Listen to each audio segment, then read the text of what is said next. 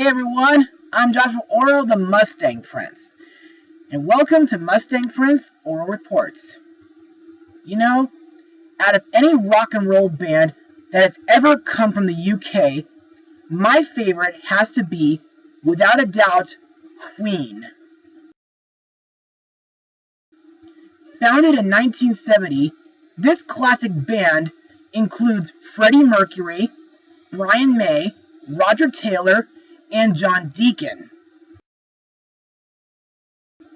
Queen's earliest works were influenced by progressive rock, hard rock, and heavy metal. But the band gradually ventured into more conventional and radio-friendly works by incorporating further styles such as arena rock and pop rock into their music.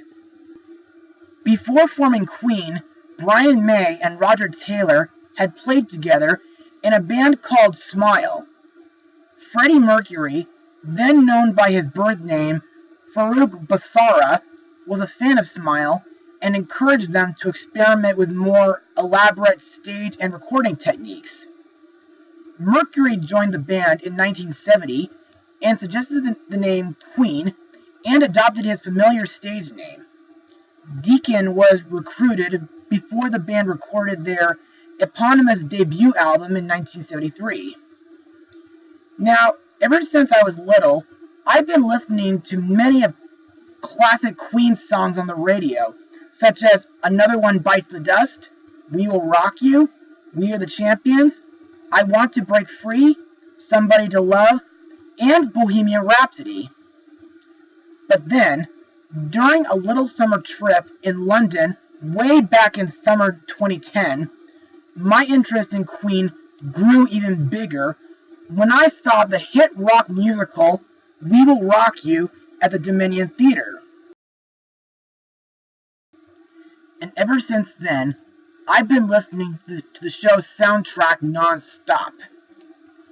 And as I said while blogging Rock of Ages, during my college age, while studying the history of rock and roll from fall 2013 to spring 2014, I've been learning lots of interesting facts about Queen and other legendary rock bands.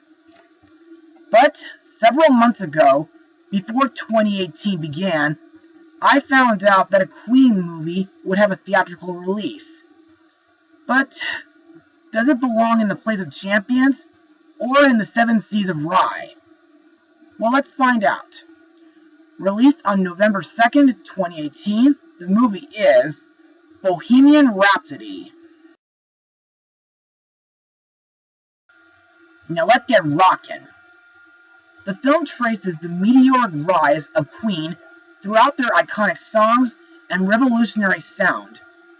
They reach unparalleled success, but in an unexpected turn, Freddie, surrounded by darker influence, shuns Queen in pursuit of his solo career. Having suffered greatly without the collaboration of Queen, Freddie manages to reunite with his bandmates just in time for Live Aid. While bravely facing a recent AIDS diagnosis, Freddie leads the band in one of the greatest performances in the history of rock and roll music.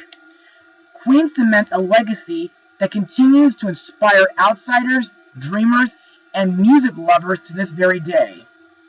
So, what do I think of the movie? Well, it was awesome! This has got to be the best biography movie I've ever seen yet. Or heck, the best rock and roll movie of all time! But, calm down, Joshua. Get a grip. Okay. But to further explain why I love this movie, let's move on to Mustang notes. The film is directed by Bryan Singer, who's mostly known for directing several of the X-Men movies. The film is written by Anthony McCartan, produced by Graham King, and former Queen manager Jim Beach. Plus, Queen members Brian May and Roger Taylor served as creative consultants on the movie. Now that's just awesome. Principal photography began in London, England in September 2017 with Singer as director. In December 2017, Singer was fired for absence and clashing with the cast and crew, and Dexter Fletcher was hired to complete the movie. Singer eventually retained sole director credit as per DGA guidelines, while Fletcher received a executive producer's credit. Filming concluded in January 2018. One of the things that surprised me in this movie was the opening logo sequence.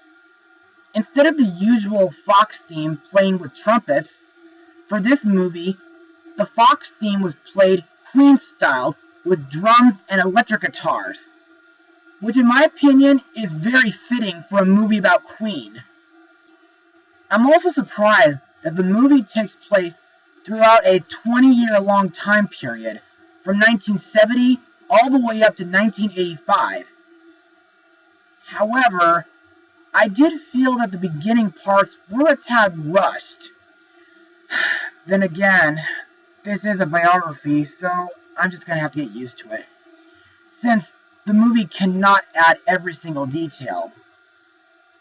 Also, in my opinion, the band's original name, Smile, almost made me think of the Rolling Stones due to them having a similar band symbol. Also, several of my favorite scenes in the movie are the scenes in the recording studio, as well as a few of their concerts, and of the ending concert for Live Aid. Speaking of which, most of my favorite Queen songs featured in this movie are Somebody to Love, Killer Queen, Fat Bottom Girls, Bohemian Rhapsody, Crazy Little Thing Called Love, We Will Rock You, Another One Bites the Dust, I Want to Break Free, Under Pressure, Who Wants to Live Forever, Radio Gaga, Hammer to Fall, We're the Champions, Don't Stop Me Now, and The Show Must Go On. And now let's move on to the cast in this movie.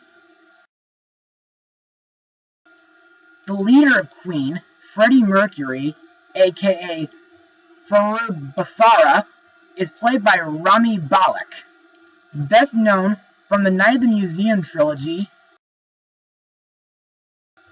and Twilight Breaking Dawn Part 2. In my opinion, Rami did a phenomenal job playing as Freddie. Plus, his singing made him sound almost exactly like him. Heck, the way he holds the microphone stick while singing is really cool. And I really like when Freddie does his "Hey-oh" during his concerts. Also, I think, despite a bit of stubbornness, Freddie had a unique sense of humor. However, what really surprised me was his death. You see, long before I saw this movie, I discovered on Wikipedia that Freddie died at the age of 45 from bronchial pneumonia resulting from AIDS on November 24, 1991, almost 2 months after my first birthday. Also, even though I wish it could have been in the movie, but I'm glad that Freddie and his band made No One But You, aka Only the Good Die Young, to tribute to the many different people who died young. Next we have Brian May, the lead guitarist, played by William Lee. This guy is my second favorite member of Queen, not only because of his guitar playing skills, but because of his songwriting. I really think that Brian had a unique talent for making such wonderful songs that everyone could sing along to, like We Will Rock You and many others. The rest of the band are Roger Taylor, the drummer, played by Ben Hardy, and John Deacon, the bass guitarist, played by Joseph Mazzello. These guys, in my opinion, are great musicians, And I think that Ben and Joseph play them very well. Next we have Freddie's girlfriend, Mary Austin, played by Lucy Boynton. Best known from Miss Potter and Murder on the Orient Express. In my opinion, Mary seemed like a nice girl, and I really thought that Mary and Freddie would make a nice couple.